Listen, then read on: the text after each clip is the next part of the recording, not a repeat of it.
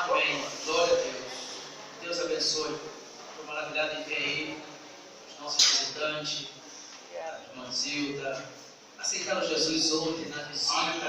Aleluia. Zilda, a Josi e a Rose. Deus abençoe. Deus, uma alegria. Falaram que vinham e realmente vieram. Estão aí ontem. Tiveram um encontro com Jesus naquela visita abençoada. Aleluia. Quantos estão felizes com a presença delas aí? Amém? Glória a Deus. Todos estão felizes.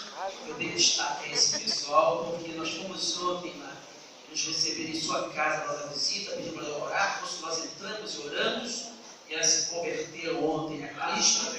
É o primeiro dia que vem aqui nesse salão, no templo, para adorar o Senhor e conhecer a nova família.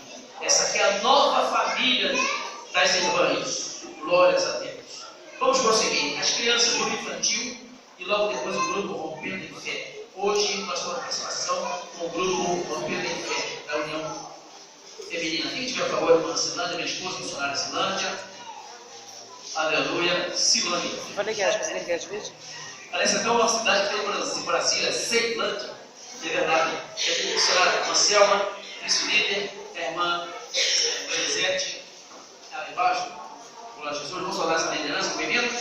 Sejam bem-vindas em nome de Jesus. O grupo que está hoje cultuando a igreja, que é o grupo feminino, essas varoas, ainda tem vaga. Atenção, varoas, quem não faz parte, procura a liderança, mas eu quero fazer parte. Vamos saudá-las? Sejam bem-vindas em nome de Jesus. Deus abençoe.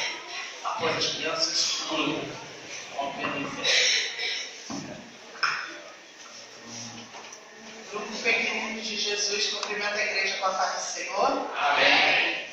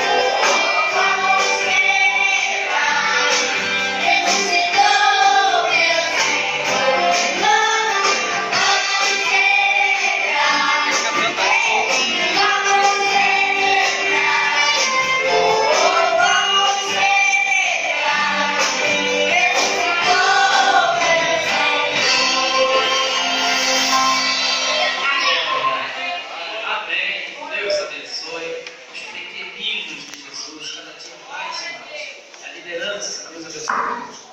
O grupo Rompendo em Fé, o grupo da União Feminina, também uma oportunidade.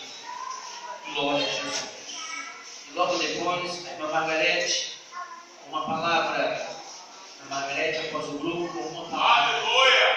Glórias a Deus.